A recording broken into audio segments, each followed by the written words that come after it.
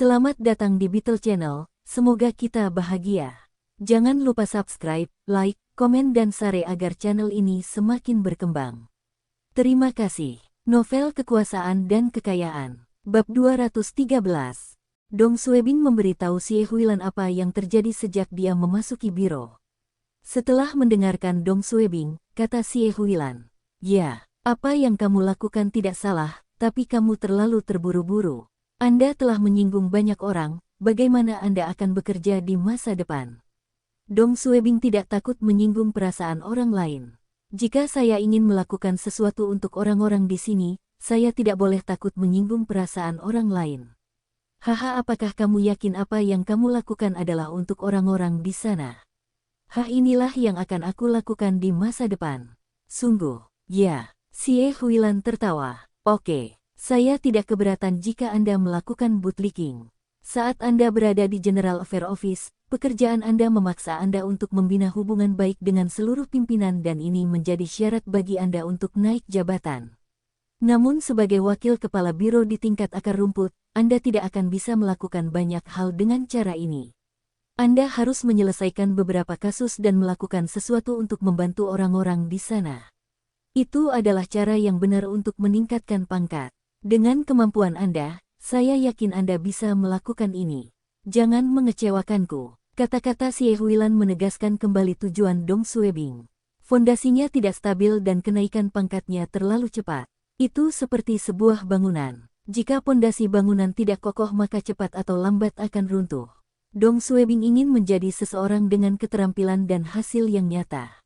Ini adalah kesempatannya untuk membangun fondasi yang kuat bagi dirinya sendiri.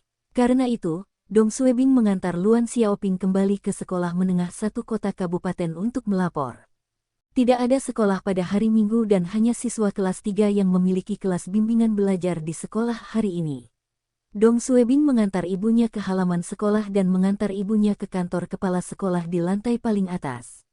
Kepala sekolah sangat sopan kepada Dong Suebing dan Luan Xiaoping. Hari sudah hampir malam, dan kepala sekolah mengundang Dong Suebing dan Luan Xiaoping untuk makan malam. Para pemimpin lain di sekolah juga diundang untuk makan malam. Tapi Dong Suebing membayar tagihan makan malam itu karena dia harus membalas budi kepada kepala sekolah karena telah memberi muka. Setelah makan malam, kepala sekolah menengah pertama tersenyum dan memberikan sebuah amplop kepada Luan Xiaoping. "Guru Luan, ini adalah kunci tempat tinggalmu." Luan Xiaoping terkejut. "Aku baru di sekolah," aku jawab kepala sekolah. "Rumah Anda terletak di desa Huitian, dan kami tidak mengizinkan Anda menyewa apartemen di sini. Dalam keadaan khusus, kami dapat mengirimkannya. Tidak semua guru bisa tinggal di lingkungan SMP 1. Ada kriteria ketat seperti keluarga dalam kemiskinan, hasil yang baik, Del." Luan Xiaoping tidak memenuhi syarat untuk mendapatkan apartemen di lingkungan sekolah, tapi kepala sekolah benar. Mereka dapat menyampaikan karena Luan Xiaoping adalah ibu Dong Suebing dan kepala sekolah harus melakukan bantuan ini. Luan Xiaoping tidak tahu apakah dia harus menerima amplop itu dan menatap putranya. Dong Suebing ragu-ragu dan berkata, "Tinggalkan apartemen ini untuk para guru yang mengalami kesulitan keuangan. Dia takut orang-orang akan bergosip tentang dia." Kepala sekolah tertawa. "Ketua Dong, jangan khawatir tentang ini. Semua guru yang mengalami kesulitan keuangan telah ditugaskan di apartemen. Selain itu, ruang staf kami masih memiliki 5 hingga 6 apartemen kosong." Dong Suebing tidak menolak tawaran kepala sekolah dan mengangguk. "Terima kasih." Setelah menerima kunci, Dong Suebing menaiki MPV Buick bersama ibunya. "Bu, apakah ibu akan tinggal bersamaku di asrama keluarga Biro Umum Keamanan atau di asrama sekolahmu?" Luan Xiaoping berpikir sejenak. "Saya akan tinggal di lingkungan sekolah. Tidak nyaman untuk tinggal bersamamu. Itu adalah kolega keluarga Anda yang tinggal di tempat tinggal Anda, dan saya mungkin mengatakan hal yang salah dan membuat Anda mendapat masalah." "Apa yang kamu bicarakan? Kamu terdengar seperti aku tidak berbakti." Luan Xiaoping tersenyum dan memegang tangan putranya. "Siapa bilang? Putraku adalah putra paling berbakti di dunia." "Haha, Anda menyanjung saya. Baiklah, ayo pergi ke lingkungan sekolahmu. Lagi pula, tempat tinggal kita tidak jauh, dan aku bisa tinggal bersamamu beberapa hari ketika aku punya waktu luang." Dong Suebing tidak memaksa ibunya untuk tinggal bersamanya. Dia bersinggungan dan merasa ibunya harus memiliki ruang dan lingkaran sosialnya sendiri. Jika dia tinggal bersama di tempat keamanan umum, itu akan merepotkan dia. Oh, aku lupa memberi uang. Beli skuter listrik untuk transportasi dulu. Luan Xiaoping mengangguk dan tersenyum. Dia puas dengan hidupnya sekarang. Setelah sampai di apartemen Luan Xiaoping, Dong Suebing tinggal sampai jam 8 malam untuk membantu ibunya mengungkap barang. Dalam perjalanan pulang, Dong Suebing menyalakan rokok. Akhir-akhir ini, dia sering ditawari rokok di tempat kerja dan menjadi kecanduan. Setiap kali dia memikirkan sesuatu, dia akan menyalakan rokok. Saat ini, Dong Suebing sedang memikirkan tentang apa yang harus dia lakukan untuk membantu orang-orang yang tinggal di wilayah mengakuinya. 1 kilometer 2 kilometer. Dong Suebing berjarak 5 menit berkendara dari markas unitnya ketika dia melihat sekelompok orang di pinggir jalan. Kerumunan sedang melihat sesuatu dan reaksi pertama Dong Suebing telah terjadi kejahatan. Dia mengerutkan kening dan segera memarkir mobilnya di pinggir jalan dan berjalan mendekat. Izin, izin. Dong Suebing ramainya. Dong Suebing mengira dia akan melihat mayat atau orang yang terluka, tapi dia malah melihat sebaliknya. Orang-orang di sana mengelilingi seperti ibu dan anak. Wanita itu berusia awal 30-an dan mengenakan pakaian kotor. Rambutnya acak-acakan, dan dia tergeletak di lantai sambil memeluk putrinya yang berusia sekitar 10 tahun. Mereka terisak-isak dan tampak tak berdaya. Mereka tergeletak di sini sepanjang sakit. Mereka sangat tertidur, kata seorang pejalan kaki. Itu benar, aku ingin tahu apa yang terjadi pada mereka.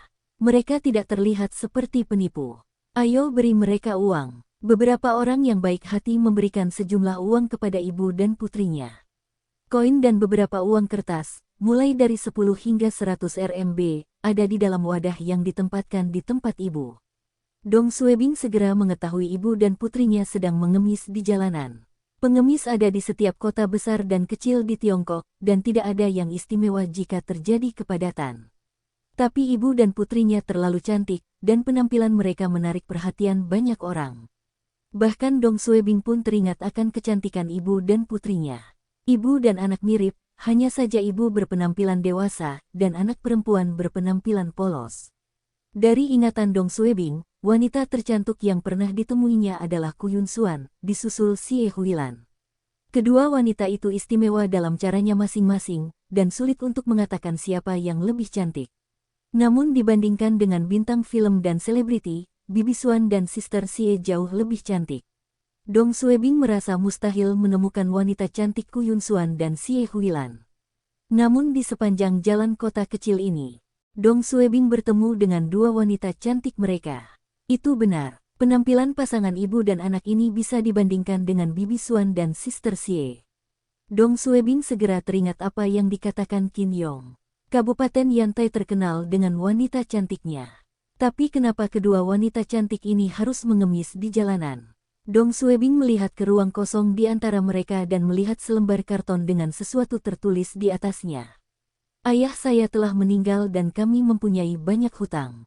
Tolong bantu ibu saya dan saya. Nak, kalian semua berasal dari desa mana?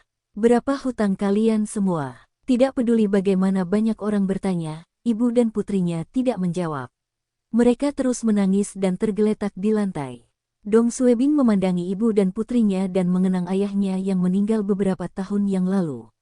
Keluarganya juga terlilit hutang. Dia dan ibunya harus berhemat setiap sen untuk membayar utang mereka. Mereka harus makan sayuran yang direservasi dan roti keras yang dingin untuk bertahan hidup.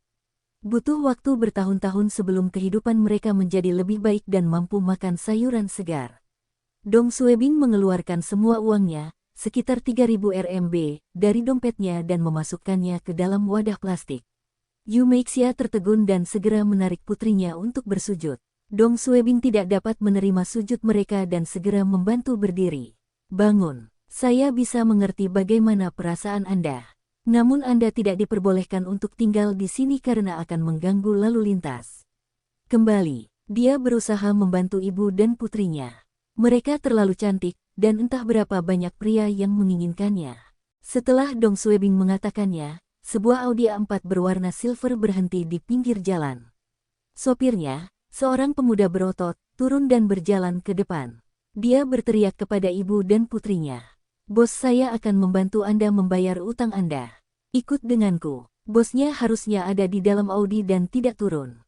Dong Suebing mengerutkan kening, dan kerumunan itu tahu jika ibu dan putrinya mengikuti pria itu, mereka akan berakhir di tempat tidur bosnya.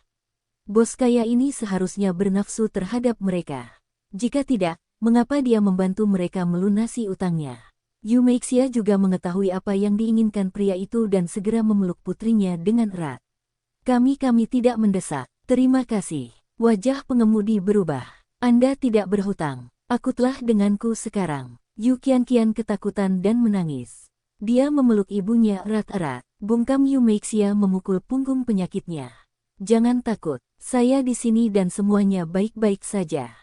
Ibu dan anak-anaknya haruslah petani biasa atau penduduk desa. Meski cantik, mereka tidak memiliki karakter kuat seperti Xie Huilan dan Ku Yun Xuan.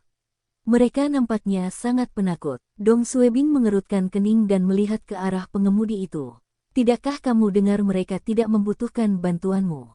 Apakah itu masalahmu? Sopir itu menatap Dong Suebing dan menatap ibu dan putrinya. Dia mengulurkan tangan dan meraih lengan Yu Meixia. Ayo pergi. Bosku sedang menunggu kalian semua. Dong Suebing sangat marah dan menyingkirkan tangan pengemudi itu. Berhenti menyentuhnya dan pergilah. Penonton juga marah pada pengemudi itu. Itu benar, pergilah. Jadi, bagaimana jika kamu kaya? Sopir itu marah dan meninju dada Dong Suebing. Itu bukan urusanmu. Bersambung, terima kasih telah menyaksikan dan mendukung channel ini.